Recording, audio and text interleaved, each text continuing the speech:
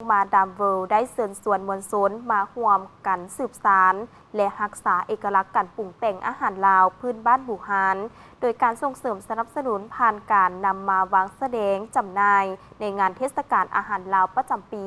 2026 ให้เป็นที่รู้จักอย่างกว้างขวาง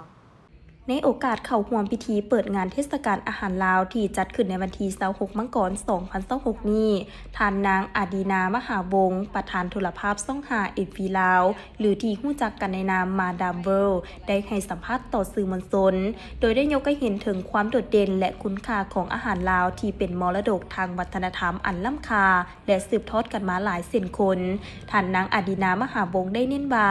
อาหารลาวมีเอกลักษณ์พิเศษและเป็นอาหารเพื่อสุขภาพอย่างแท้จริงเนื่องจากมีปริมาณไขมันต่ำและปรุงแต่งจากวัตถุดิบธรรมชาติที่สดใหม่โดยเฉพาะแม่นการนำไส้ปลาสดจากแม่น้ำโขงมาเป็นส่วนประกอบหลักเยื่องอาหารที่โดดเด่นและเป็นที่นิยมแม่นหมกป่าน้อยหรือหมกป่าซิว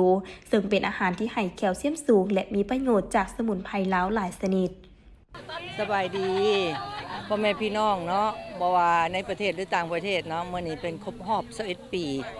ของงานจัดงานอาหารลาวสู่ตลาดโลกข้าพเจ้าเองในนามมาดามเวอร์อดีนามหาวงศ์เนาะก็ขอแนะนำอาหารลาวพิเศษสุดเนาะอาหารใดก็แซ่บเบิดของอาหารลาวนี่เฉพาะแล้วมันจะบ่มีไขมัน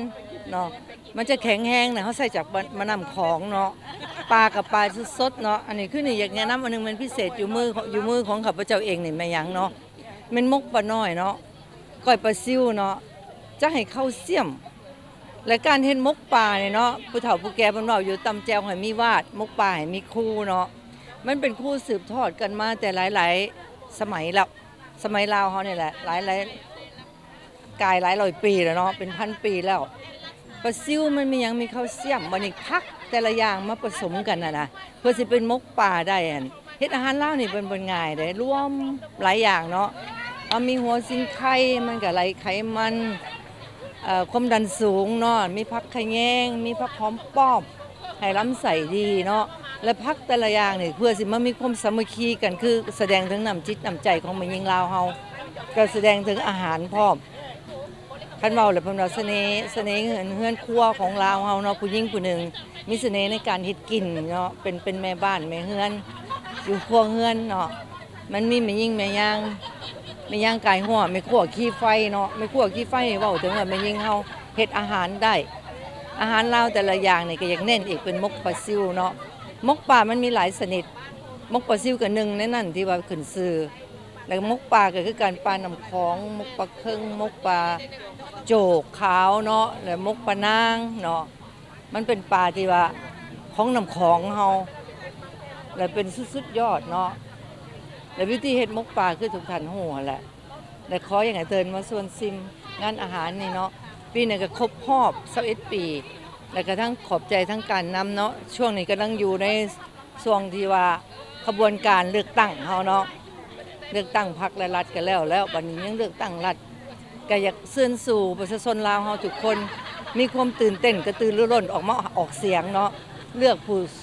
คนวุฒิมาสวยชาตินำกันเนาะศาสตร์เป็นของเบิดทุกคนของประชาชนลาวของเบิดทุกคนเนาะขอขอบใจนอกจากจะมีคุณประโยชน์ทางโภชนาการแล้วมาดามเวิลด์ยังได้ยกให้เห็นถึงศิลปะการปรุงแต่งที่ปราณีตโดยได้ยกคำบูฮานที่ว่าต่ำแจวให้มีวาดมุกป๋าให้มีคูเพื่อแสดงให้เห็นว่าการปรุงแต่งอาหารของแม่หญิงลาวมีแบบแผนและเคล็ดลับที่สืบทอดกันมาแต่บูฮานการและการปรุงแต่งอาหารลาวบ่แม่นเพียงแต่การเฮ็ดให้มีรสชาติแซ่บซ้อยเท่านั้นแต่ยังเป็นการผสมผสานวัตถุดิบต่างๆให้เข้ากันอย่างกลมเกลียวเปรียบเหมือนความสามัคคีและน้ำจิตน้ำใจอันดีงามของแม่หญิงลาวในนามเป็นแม่บ้านแม่เฮือนที่เพื่อแผ่ในโอกาสนี้ท่านนางอาดีนามหาวงศ์ยังได้เชิญชวนมายังพ่อแม่พี่น้องชาวลาวทั้งภายในและต่างประเทศให้มาเที่ยวชิมอาหารลาว